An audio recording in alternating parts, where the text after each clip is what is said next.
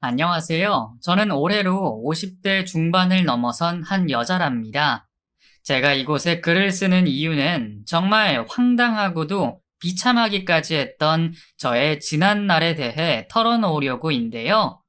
사람이 살면서 이런 일까지 일어나게 될 줄은 꿈도 꾸지 못한 제게 일어난 기가 막힌 사연을 지금부터 이야기를 시작해 보도록 하겠습니다.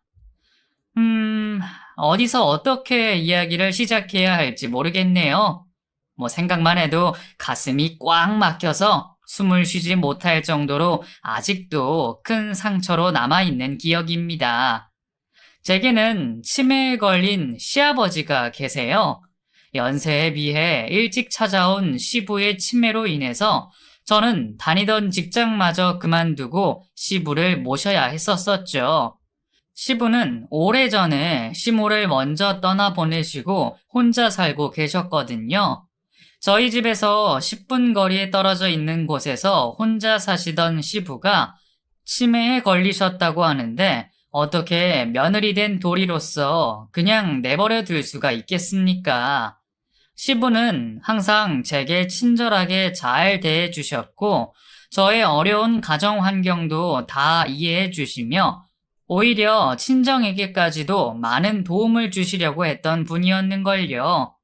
마음속으로 항상 감사한 마음을 가지고 있었고 또 시부에게 최선을 다해서 잘해드리려고 노력했던 저는 시부의 병에 대해서 알게 되자마자 직장까지 그만두고 본격적으로 시부를 돌봐드리기로 결심했던 것이죠.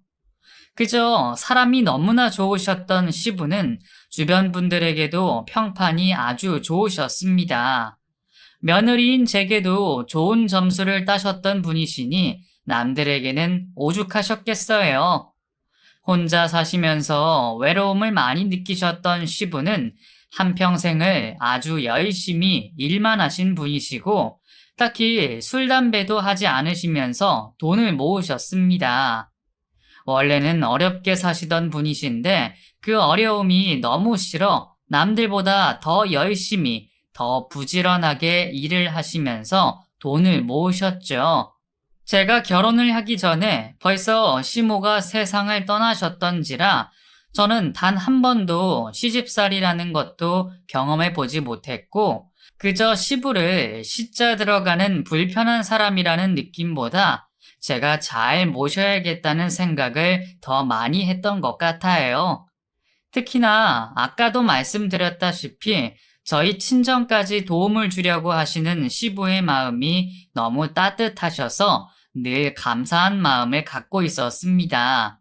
성격이 말씀이 많으시고 그런 편은 아니셨지만 말없이 제게 친정에 갖다 드리라고 하며 내미는 고기나 과일, 그리고 행사가 있을 때마다 건네시던 돈봉투까지 제 주변 그 누구를 보아도 그 정도로 사돈집을 대해주시는 사람을 본 적이 없었거든요. 사실 저희 친정이 많이 어려운 상황이긴 해요. 제가 결혼할 당시만 해도 아빠가 많이 편찮으셔서 몸져 누워 계셨고 엄마 혼자 돈을 벌고 계셨었는데 친할머니까지 모시고 사는 형편에다가 제 밑으로 남동생 2명이나 있었으니 얼마나 힘드셨겠어요. 친정 엄마 혼자서 온 집안의 생활을 다 감당하고 아빠의 병원비까지도 책임지고 계셨죠. 그런 친정 아빠가 제가 결혼하고 나서 5년 후에 돌아가셨는데 그때도 가장 많은 부의금을 하신 분이 바로 시부시랍니다. 시부의 부의금을 보시고는 저희 엄마와 저는 많은 눈물을 흘리면서 평생을 잘 모셔야 한다는 생각을 할 정도였어요. 그런 시부가 치매 판정을 받으시고 일터에서 몇 번이나 실수를 하셨다는 말씀을 들으니 가만히 있을 수는 없었습니다. 시부는 괜찮다고 하셨지만 저는 그런 시부를 빨리 병원에 모시고 가서 약도 챙겨드렸고 치매 환자를 위한 프로그램을 들을 수 있도록 이것저것 알아봐 드렸죠. 그러던 시부에게 갑자기 여자친구가 생겼다는 말을 들었어요. 20년 가까이 혼자만 사시던 분께서 갑자기 연애를 한다는 소식을 들었을 때는 정말 많이 놀랐습니다. 상기된 얼굴로 아이처럼 기뻐하시는 시부의 모습을 보니 좋기도 했지만 한편으로는 치매 증상이 있으신 분이라 걱정이 되기도 했죠. 저기 아버님 여자친구분 뭐 하시는 분이세요? 응, 아이 딸이랑 화장품 가게 했었는데 이번에 접었어. 몸도 안 좋고 해서. 얼마나 애교가 많고 웃음이 많은지 내가 아주 그 여자만 만나면 하루 종일 기분이 좋아서 웃음만 나온다니까. 어머나 세상에. 너무 좋으시겠어요. 어쩐지 아버님 요즘 기분이 좋아 보이시더라고요. 행복하세요? 그럼. 행복하고 말고. 내가 이런 기쁨도 모르고, 좋은 시절 혼자 돈만 벌려고 아둥바둥하며 지냈다니 참 씁쓸하구나. 그래도 이제라도 행복하시다니까 정말 저도 기분이 좋네요. 그런데 혹시 아버님, 그분께서 아버님 병에 대해서도 알고 계시는 거예요? 그럼 알고 말고. 그 사람이 얼마나 착한지. 내가 치매에 걸렸다고 말을 했는데도 그런 건 다 상관없다고 하더라. 세상에 그런 사람이 다 어디 있다니. 요즘은 멀쩡하게 잘 살고 있다가도 병들고 그러면 바로 내팽개쳐 버리는 게 일상인데 안 그러냐 아가? 그렇네요. 정말 좋으신 분인가 봐요. 아버님 축하드려요. 그러니까 아버님도 오래오래 연애하시면서 건강하게 사시려면 약 잘 챙겨 드시고 프로그램도 잘 나가시고 그러셔야 돼요. 아셨죠? 그래. 내가 꼭 그럴게. 고맙다, 아가. 시부의 말을 들으니 저는 안심이 되었습니다. 여자친구분께서 시부의 치매 사실을 알고도 잘 만나고 챙겨준다고 하시니 얼마나 감사한지 몰라요. 치매 노인들이 우울증을 함께 겪는 경우가 많다고 하던데 시부에게 이런 기쁜 일이 생기니 우울증 걱정은 안 해도 될 것 같아서 그 부분 역시 마음이 놓이더라고요. 그렇게 시부의 연애 소식을 듣고 남편에게도 말을 했는데 남편은 오히려 시큰둥한 반응을 보였습니다. 아니, 그 나이에 무슨 연애는 연애. 우리 아버지 왜 그러신데?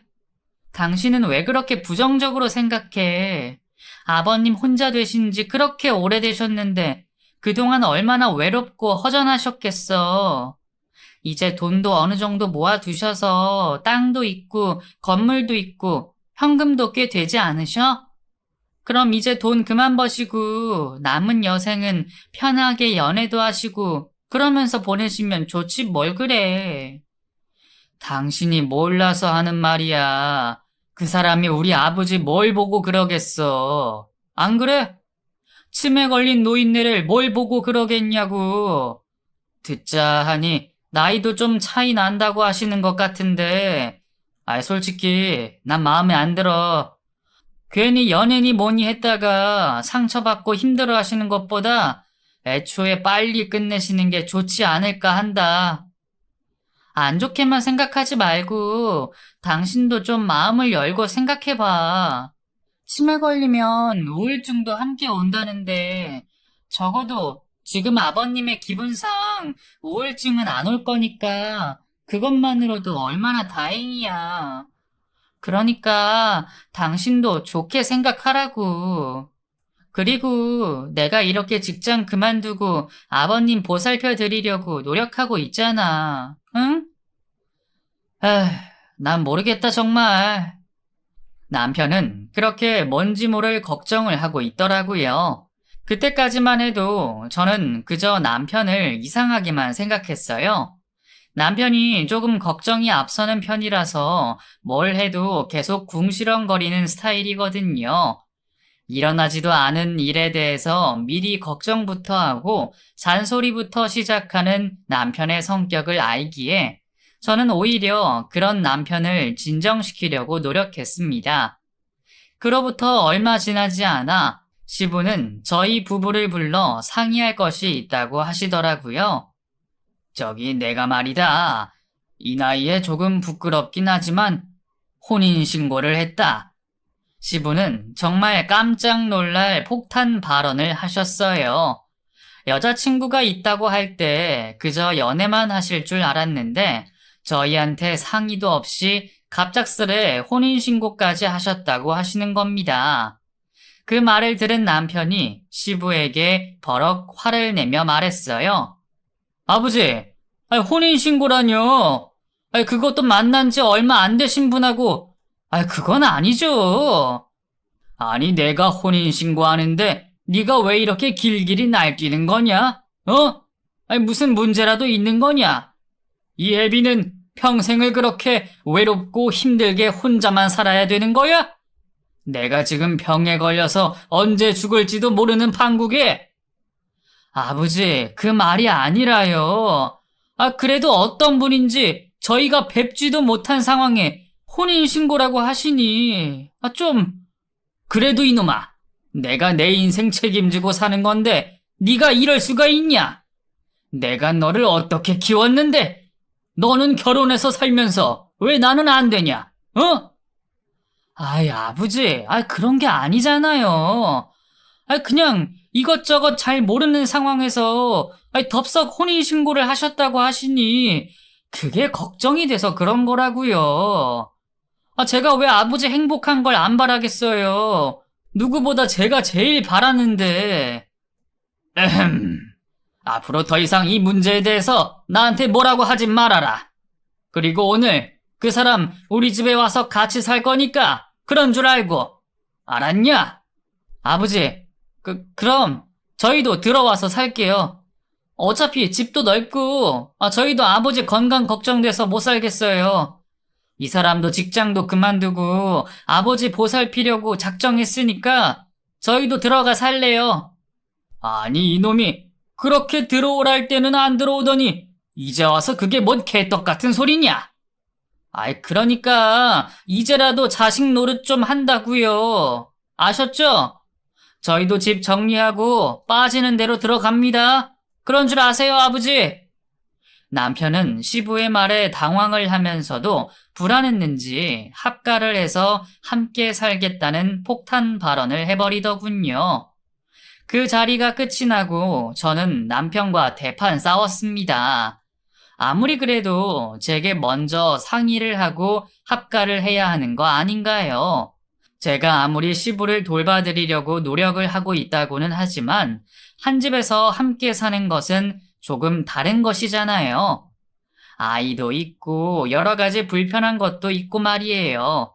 하지만 남편은 시부가 혼인신고를 했다는 분도 믿을 수가 없고 치매에 걸린 시부를 곁에서 돌보고 싶다고 강경하게 나온지라 어쩔 수 없이 빨리 집을 처분하고 시부의 집으로 들어가게 되었습니다.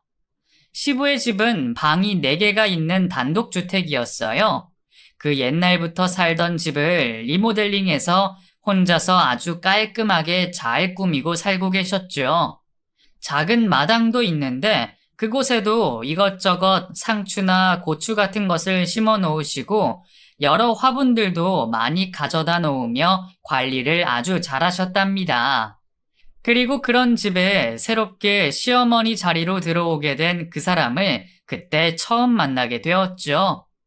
화려한 외모와 짙은 화장, 거기에 시술을 받은 듯이 팽팽한 입술과 볼살을 가진 모습에 저는 정말 깜짝 놀랐습니다. 시부가 좋아하실 만한 스타일이라고는 전혀 하나도 없었는데 어떻게 저런 분과 혼인신고까지 할 수가 있을까 싶었거든요. 시부는 그저 조용하고 정숙한 현모양처 같은 스타일을 좋아하는 걸로 알고 있었는데 그분의 모습은 완전히 180도 다른 모습이었습니다.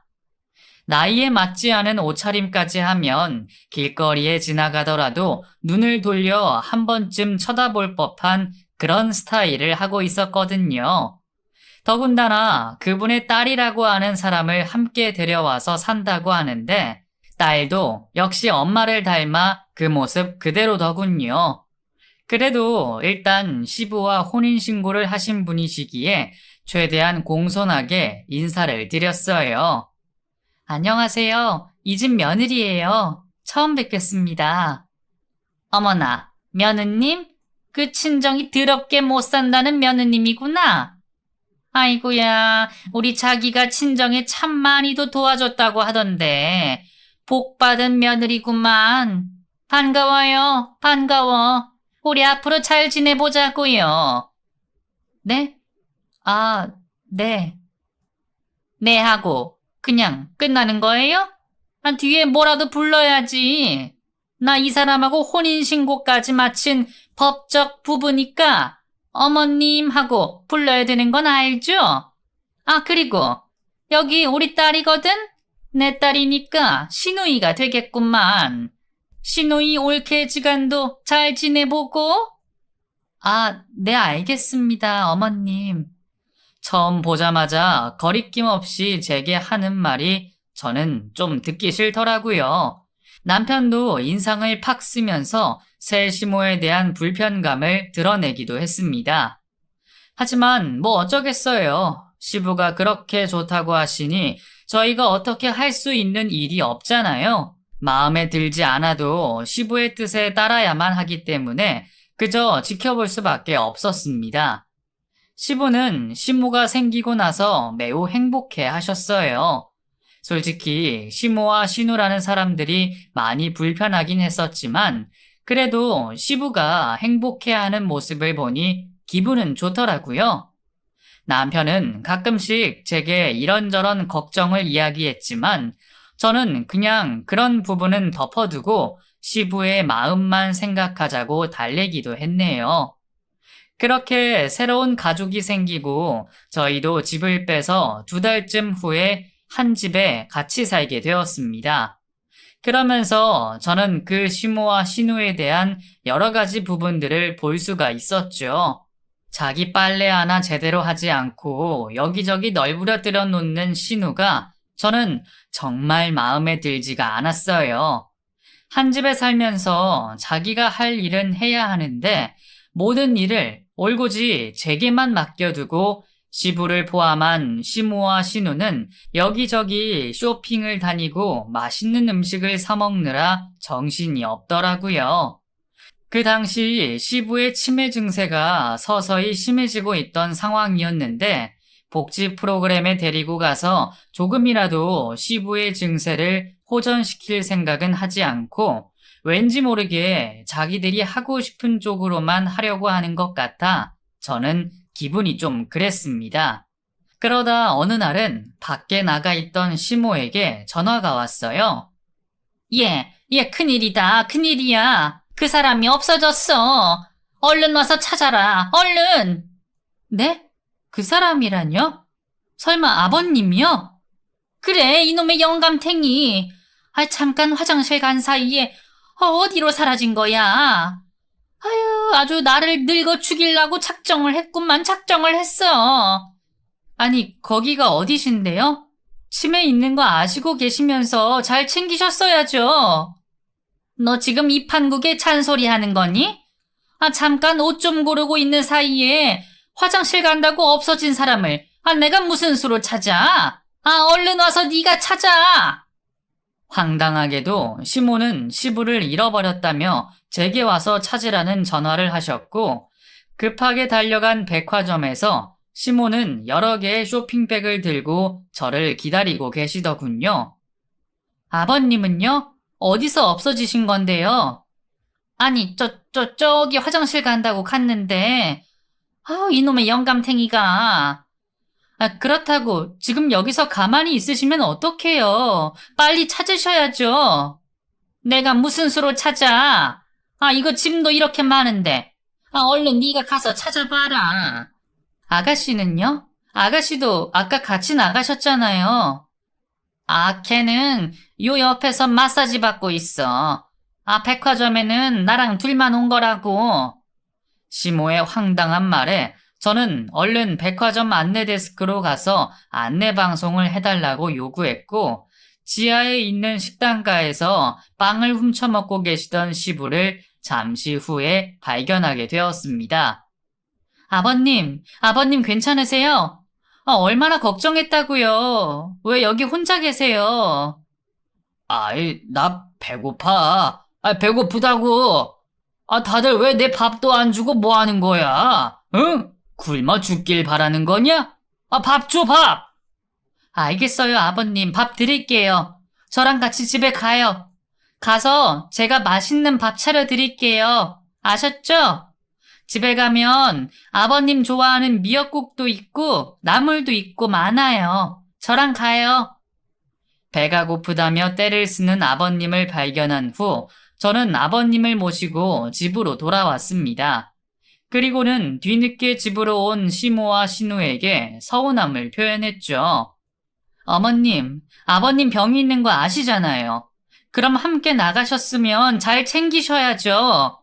언제 어디서 이런 일이 생길지 모르는 판국인데 어머님이 그렇게 쇼핑만 하고 계시면 어떡해요? 뭐야? 네가 지금 나를 가르치려 드는 게냐? 내 남편도 뭐라고 안 하고 오히려 좋아하는 것을? 이 사람은 나같이 이렇게 예쁘게 꾸미고 치장하는 거 너무나 좋다고 한다. 그래서 오히려 나를 백화점에 데려간 거라고. 진짜야. 맞죠, 여보? 그렇지? 시모의 변명을 듣고 있자니 왠지 정신이 오락가락하신 시부를 이용해서 자기 실속을 차리려고 하는 것 같은 느낌이 강하게 들었습니다. 거기에 한술 더 떠서 신우라는 사람은 자기 엄마에게 제가 뭐라고 했다고 하면서 나중에 시부가 정신이 돌아오면 다 잃은다느니 어쩐다느니 하며 아주 쌩 난리를 치는데 답답해 죽는 줄 알았어요. 뒤늦게 이 사실을 알게 된 남편은 화가 나서 펄쩍펄쩍 뛰며 당장에 이 사람들을 집에서 쫓아내야 한다고 말을 하더라고요. 하지만 어떻게 시부를 꼬셨는지 시부는 정신이 돌아올 때면 시모의 치마폭에 폭 쌓인 사람처럼 하나부터 열까지 시모의 편을 드는 탓에 어떻게 할 수가 없이 답답한 마음만 가득했습니다. 그때쯤에 남편은 회사에서 해외 연수를 가게 되었어요. 1년짜리 연수였는데 성실하게 일을 하던 남편이 좋은 기회를 얻게 된 것이죠.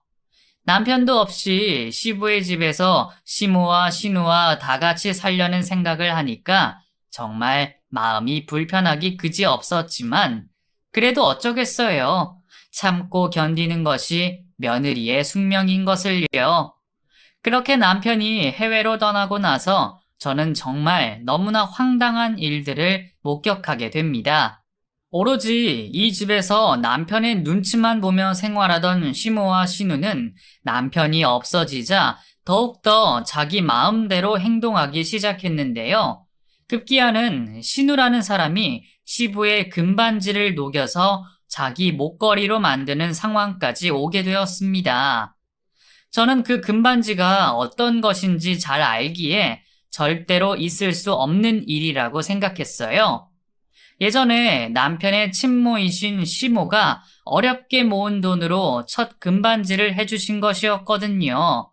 그 금반지를 이렇게 쉽게 신우에게 줄 리가 없잖아요. 갑자기 없어진 시부의 반지, 그리고 번쩍하게 목걸이를 차고 밥을 먹는 신우의 모습을 보고 뭔가 이상하다고 생각을 했고, 저는 식사 자리에서 신우에게 말을 했습니다. 저기 아가씨, 그 목걸이 새로 사셨어요? 이거요? 네, 샀어요. 그럼 훔치겠어요? 아니, 일도 안 하시는 분이 그렇게 비싼 금목걸이를 어떻게 샀대요? 이거 아빠가 해주신 거예요. 이 집에 들어온 기념으로요. 아빠 오래된 반지 팔아서 이거 하라고 했거든요. 네? 반지요? 아버님 그 반지는 평생 절대로 빼지 않을 거라고 하셨는데 이상하다. 그 반지 아버님한테 엄청 소중한 건데 뭐라고요? 지금 나를 그럼 의심하는 거예요? 아빠가 진짜 줬다니까요. 이거 녹여서 하라고 줬다고요. 옛날 오래된 구닥다리 반지 필요 없다고요. 못 믿겠으면 아빠한테 물어봐요. 너무나 당당하게 시부에게 받아서 했다는 말을 하니 저도 조금 당황을 하긴 했지만 저는 절대로 그러진 않았을 거라는 확신을 했습니다. 말없이 식사만 하고 계시던 시부에게 확인을 하려고 여쭤보았는데 시부는 잘 기억이 나지 않는데 그런 것 같다고 하시면서 고개를 끄덕이시더라고요. 아마 제 생각에는 시부가 정신이 온전치 않은 상황을 틈타서 시모와 시누가 계획적으로 그러는 것 같다는 생각이 들었어요. 이건 정말 100%라고 확신해요. 집안이 어려운 상황에 놓였을 때도 절대로 그 반지는 빼신 적이 없었거든요. 도대체 어디서부터 잘못된 것인지 저는 이 상황이 너무나 답답했습니다. 애초에 남편 말대로 시모와 시누가 정말 시부의 물질적인 것을 노리고 의도적으로 접근했다는 생각이 강하게 들었어요. 문제는 그 이후부터 몇 차례나 비슷한 일이 계속되었는데 오히려 시모와 시누는 시부에게 저를 이상한 사람으로 만들기 일쑤였습니다. 저는 단 한순간도 시부의 재산을 노린 적도 없고 제 친정을 위해 몰래 무언가를 빼돌린 적이 없다고 자신하는데 시모와 시누는 저의 이런 치부를 꽉 부여잡고 시부를 조종하는 듯한 느낌을 강하게 받았어요. 한 번은 집안에 현금이 없어졌다고 시부가 난리가 난 적이 있었거든요. 그때가 또 때마침 저희 친정엄마 칠순을 앞두고 있을 때였었죠. 평생 고생을 하신 친정엄마한테 무언가 뜻깊은 선물을 해드리고 싶은 생각이 컸는지라 이것저것 알아보러 다니긴 했었어요. 그런데 제가 시부의 현금을 몰래 훔쳐서 저희 친정으로 빼돌렸다는 말을 시모가 했나 봅니다. 시부가 저를 불러 큰 소리로 야단을 치시며 의심하는 거 아니겠어요? 아니 애미 네가 어떻게 그럴 수가 있냐? 내가 너한테 뭘 그렇게 섭섭하게 했다고? 다른 사람은 몰라도 네가 나한테 그러면 안 되는 거 아니냐? 네? 아버님, 그게 무슨 말씀이세요? 제가 뭘... 니네 친정이 어려운 거 누가 모르냐? 그렇다고 이런 식으로 시애비 뒤통수를 쳐? 그럼 여태 없어진 거 다 네가 한 짓이냐? 그런 거냐고? 아버님, 저는 정말 무슨 말씀이신지 모르겠어요. 제가 아버님 뒤통수를 치다뇨. 그건 말도 안 되는 말씀이세요. 아버님, 정말 왜 이러세요? 뭐만 하면 시엠이나 시누이 미워하고 말이야. 내가 행복한 게 그렇게도 꼴보기 싫으냐? 너 지금 이래서 그러는 거지? 내가 결혼해서 산다고 그러는 거지? 응? 아니에요. 아버님, 정말 아니에요. 절대 아니에요. 됐다. 이럴 거면 당장 이 집에서 나가라. 난 너 같은 애하고는 단 한순간도 같이 살고 싶지가 않다. 감정이 격해지신 시부는 급기야 저보고 이 집에서 나가라는 말까지도 서슴지 않았습니다. 도대체 시모와 시누가 무슨 얘기를 했길래 저렇게 감정이 격해지셨을까 싶어 정말 밉고 화도 나고 비참하기까지 했어요. 이제 막 혼인신고한 지 몇 년 되지도 않은 사람들의 말만 믿고 10년을 넘게 함께한 며느리의 말은 믿지도 않으시는 것도 너무나 서운하더라고요. 사랑을 하는 사람은 역시 눈에 콩깍지가 씌인다는 말이 딱 맞는 것 같았습니다. 너무 어이가 없고 황당한 마음에 해외에 있는 남편에게 전화를 걸었는데 남편이 그걸 또 시부에게 전화를 걸어 말을 했고 결국 저는 다시 한번 시부에게 훈계를 들어야 했어요. 그야말로 악순환의 반복이 되고야 말았습니다. 시부가 치매 증상이 심해지면서 온갖 고생은 제가 다 하고 있었는데 잠시 정신이 돌아오실 때마다 제게 잔소리에 더해져 욕설까지 하시니 미치고 팔짝 뛸 노릇이었죠.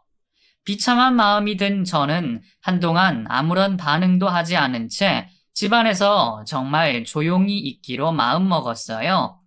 시부가 시모에게 어떤 대접을 받는다고 하더라도 내버려 두어야겠다는 생각까지도 들었습니다. 그러던 어느 날 시부가 오후쯤 저는 시장을 봐서 집에 들어오는 길에 집 근처에서 시모로 보이는 사람이 웬 남자와 함께 차 안에 있는 모습을 보게 되었어요. 나이도 시모보다 한참이나 젊어 보이는 남자였는데 하고 있는 꼬라지가 꼭 기생 오라비 같다고 해야 할까요?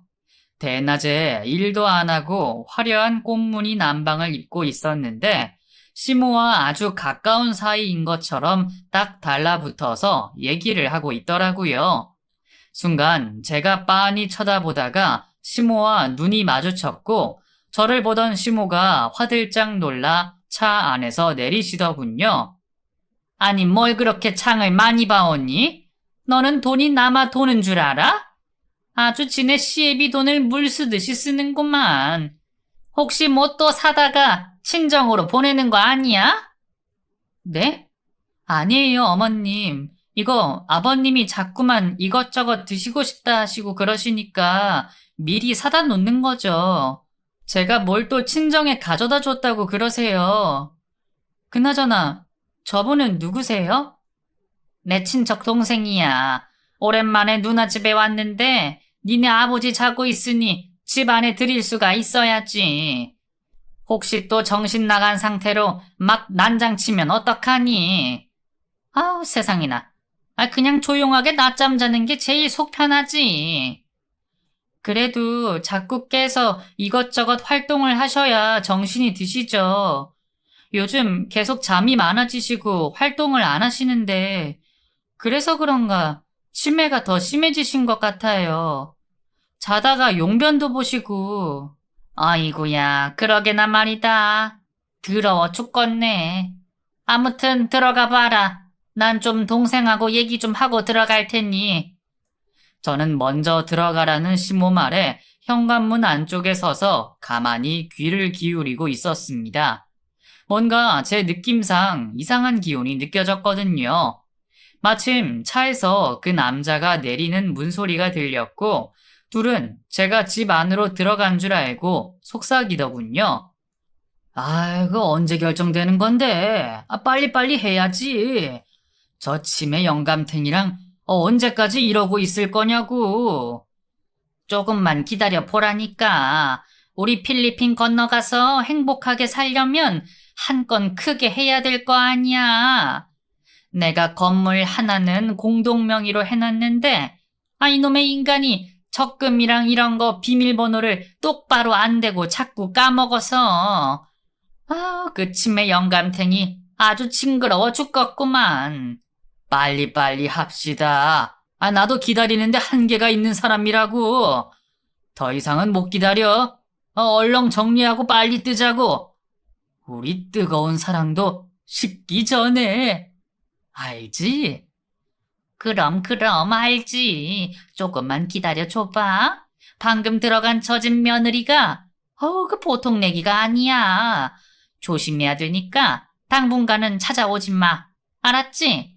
저 의심 많은 눈가를 보니 뭔가 수상해. 조심하자고. 저는 순간 제 귀를 의심했어요. 착한 사람이 아닌 줄은 잘 알고 있었지만 이렇게까지 저희 시부를 이용해 먹으려는 줄은 상상도 못했거든요. 너무 놀라서 순간 어떻게 할지 망설이다가 조심스럽게 남편에게 연락을 했고 남편은 시모와 신우 몰래 집안 곳곳에 CCTV를 설치하라고 하더군요. 자기도 최대한 모르는 척하고 있을 테니 말이죠. 저는 그 말을 듣고 집에 아무도 없는 사이를 틈타 CCTV를 설치했습니다. 무언가 증거가 나오면 바로 경찰에 신고를 할 작정으로 말이에요. 하지만 상황은 정반대로 흘러가 버렸습니다. 시모는 제가 뭔가 의심을 하고 있다는 것을 눈치챈 것인지 갑자기 자기 금목걸이가 없어졌다고 하며 날뛰더라고요. 그러면서 이 집안에 분명히 도둑이 있다고 얘기를 하는데 치매 증상이 심해진 시부를 붙잡고 제가 목걸이를 훔쳐서 친정에 줬다고 말을 하는 거예요. 치매 증상이 있는 사람들은 감정의 기복이 굉장히 심하고 행동이 거칠어지기 때문에 중간중간 위험한 일들이 일어나기도 하거든요. 돌발 행동도 많이 하고요. 시모가 시부에게 저를 그런 식으로 딱 달라붙어서 얘기를 해버리니 시부가 가만히 있겠어요. 제 옷덜미를 잡으시면서 막 쌍욕을 해대시는데 정말 시부의 힘을 감당할 수가 없더라고요. 야, 이 도둑년아! 네가 감히 이런 짓까지 해? 응? 네 시애미를 이렇게 할 수가 있냐? 네가! 아버님, 그게 무슨 말씀이세요? 아니에요. 저는 아니에요. 정말 왜 이러세요? 제발요, 아버님. 정신 차리세요. 지금 무슨 일이 일어나고 있는지 아세요? 이년아, 너만 나가면 돼. 너만 없어지면 돼. 당장 내 집에서 나가. 당장! 시부는 제 목덜미의 옷을 세게 잡아당기시며 말씀하셨고 시모와 시누는 그런 저를 웃으며 쳐다보셨고 손가락질까지 해대셨습니다. 그리고는 저를 그대로 현관 밖으로 내쫓아 버리셨어요. 얼마나 힘이 세던지 셋이 하나가 되어 저를 밀어버리는데 저는 정말 아무 힘도 쓰지 못한 채 비틀거리며 현관 밖으로 내동댕이 쳐졌습니다. 시모의 금목걸이를 뺏어서 친정에 빼돌렸다는 말도 안 되는 이유로 저는 그렇게 그 집에서 내쫓겨내졌어요. 너무 억울하고 황당하고 말로 표현할 수 없는 감정들이 휘몰아쳤죠. 잠시 후 학교에서 돌아온 아이가 제 모습을 보더니 왜 그러냐고 물었는데 저는 차마 그 얘기까지는 하지도 못한 채 아이를 데리고 근처 가까운 모텔로 들어갔습니다. 며칠간 아이 학교에 사정을 말씀드린 후 학교를 빠진 후 여러 가지 대책을 세워야 했어요. 남편이 해외에서 돌아오려면 아직 한참이나 시간이 남아 있었거든요. 정말 치매에 걸린 시부의 똥오줌을 받아내고 길 잃은 시부를 찾아낸 저였는데 사람을 한순간에 도둑으로 만들다니 아무리 생각해도 어이가 없었습니다. 이틀 정도 아이와 함께 근처 숙박업소에서 밤을 지새운 후 저는 잊고 있던 한 가지가 떠올랐어요. 그건 바로 집안 곳곳에 설치해 놓은 CCTV였는데요. 그게 제 핸드폰과 연동이 되어 있었기 때문에 저는 수시로 그 화면을 볼 수가 있었던 것이죠. 어쩜 이런 건 또 생각이 늦게 나는지 치매에 걸린 시부에게 말로 설명해봤자 듣지도 않을 것이 뻔하니 제대로 된 증거를 딱 잡아서 빼도 박도 못하게 만들어 버리자는 생각으로 그 화면을 유심히 지켜보고 있었고 순간 저는 시부의 방에서 뭔가 이상한 행동을 하는 시모의 모습을 포착할 수 있었어요. 그건 바로 시부에게 알약 같은 것을 물에 타서 억지로 마시게 하는 장면과 잠이 들은 시부의 손에 인주를 찍어 어떤 서류에 몰래 지장을 찍게 하는 것이었는데 그 옆에는 그때 보았던 시모의 친척 동생이라고 했던 그 수상한 남자도 함께 있는 것이었어요. 그리고 그 둘은 태연한 척 시부 앞에서 입맞춤까지 하는 게 아니겠습니까? 너무 깜짝 놀란 저는 그 즉시 경찰에 신고를 하였고 경찰들과 함께 저희 집 안으로 들어갈 수가 있었죠. 아니, 이 사람들이 이게 무슨 일이야? 남의 집에 함부로 들어오고 난리야. 아버님, 정신 좀 차려보세요. 아버님. 아니, 얘가 미쳤나? 내 목걸이 훔쳐간 도둑년 주제에 어디 함부로 남의 집에 경찰을 데리고 쳐들어오길. 아주 혼나볼래? 뭐라고요? 지금 실수하시는 거예요. 당신, 저희 아버님한테 뭘 먹이신 거예요? 몰래 지장 찍은 서류는 또 뭐고요? 어디 숨었어요, 그 남자는? 아니, 정말 이 사람들이? 웅성웅성거리며 온 집안은 아수라장이 되었는데 그 순간 아버님이 깜짝 놀라 벌떡 일어나셨습니다. 다행히도 아버님은 한숨 자고 일어나 정신이 돌아오셨는지 저를 보고 말씀하셨어요.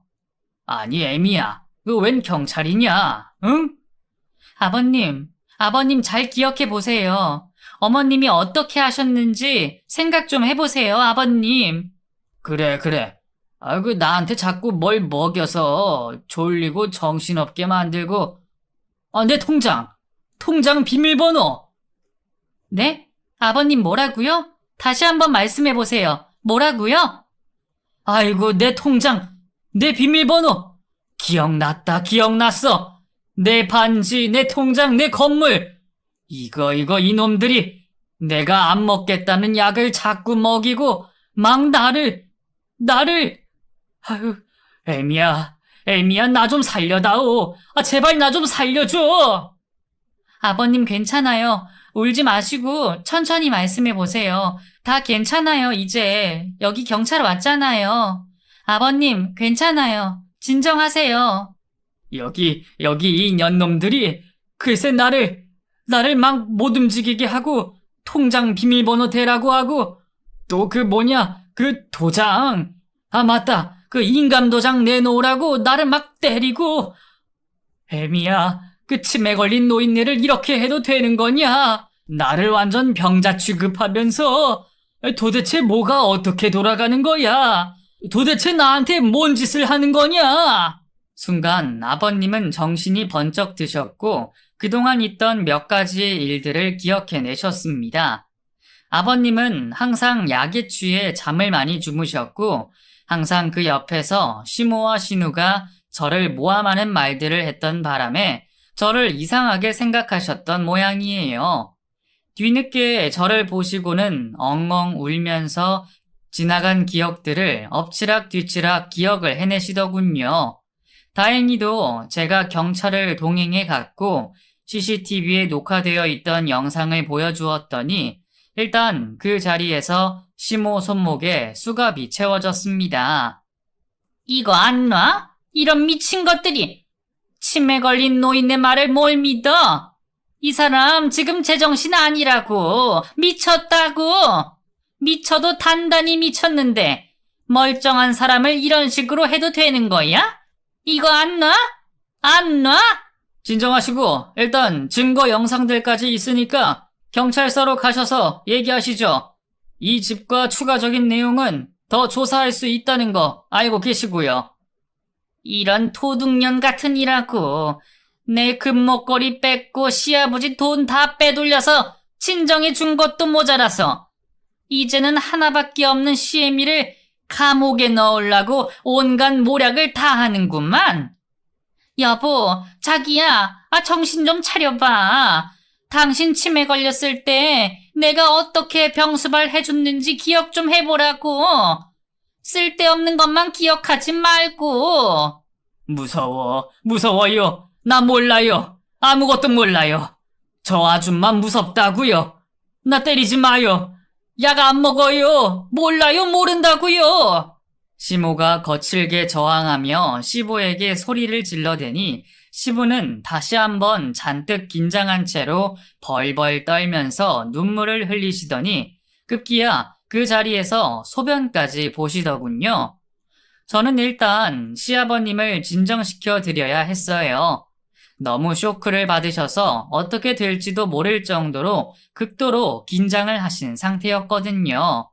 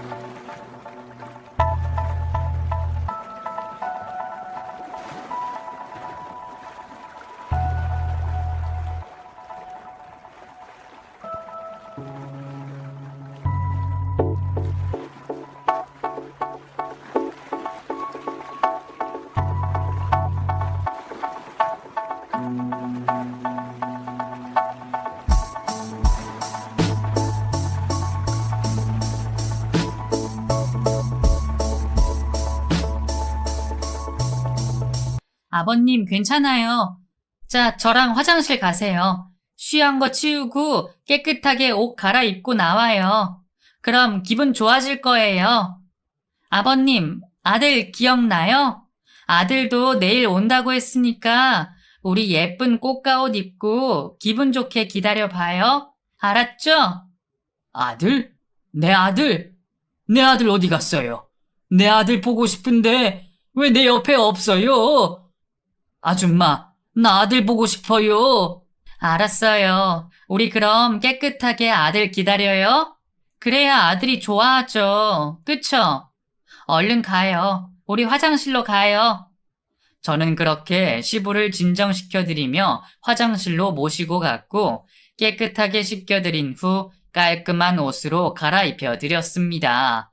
시모와 시모의 내연남은 경찰서로 연행되어 갔고 저는 제가 갖고 있던 CCTV 영상들을 증거로 제출했고 시모의 방 안에서 발견된 아버님의 인감증명서를 비롯해서 아버님 통장 그리고 아버님의 땅을 명의 이전한다는 문서까지 발견하게 되었습니다. 시부의 치매 증상이 있는 틈을 타서 시모와 그 내연남 그리고 신우는 온갖 서류를 조작하고 악행을 저지른 모양이에요. 그리고 주방 집 안에서는 다량의 수면제가 발견되었는데 그걸 아버님께 매번 들여서 계속 잠을 자게 만들었던 것 같아요. CCTV에 모든 것이 다 찍혀 있으니 그들은 벌을 피할 수 없었답니다. 더 황당한 것은 제가 미처 확인하지 못한 영상에서 집 안에 있는 고가의 도자기와 미술품을 몰래 가지고 나가는 장면도 목격이 되었는데 나중에 경찰 조사에서 알고 보니 전문적인 브로커를 통해서 현금화를 시켰더군요. 내연남은 필리핀에 아주 커다란 집을 구매한 흔적도 있었고 아버님의 건물이 다른 사람에게 팔리기로 계약이 된 내용도 발견되었습니다. 얼마나 황당한지 까도 계속해서 새로운 것들이 나오는데 차마 눈을 뜨고 보기도 힘들 정도로 역겨웠죠. 제가 연락을 해서 긴급하게 귀국한 남편은 경찰서에서 그들을 마주했어요. 이런 미친 것들, 이런 쓰레기 같은 것들! 애초에 당신들 같은 쓰레기가 감히 우리 아빠한테 접근한 것조차 난 역겨워서 토가 나올 정도였다고. 아휴, 정말 세상에서 제일 나쁜 사람들 같으니라고. 이봐, 말은 똑바로 해야지. 치매 걸려서 외로운 노인네, 그래도 내 덕에 잠시나마 행복했던 거 아니야? 사랑도 느끼고 웃음도 되찾고 그랬으면 됐지. 뭘 더 바래?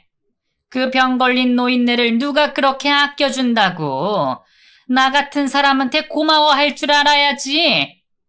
뭐가 어쩌고 저쩌? 입이 뚫렸다고 그렇게 막말을 짓거려도 되는 거야? 정말 당신들 제정신이야? 이런 미친 것들을 봤나? 불쌍하고 병든 노인네 꼬셔서 혼인신고하고 서류 조작해서 지네들 먹고 살겠다고 하는 짓거리 봐라. 당신들 잘 들어. 나중에 늙고 병들면 당신 딸내미가 똑같이 당신이 한 짓처럼 하게 될 테니까. 알았어? 이 천벌 받을 인간들아.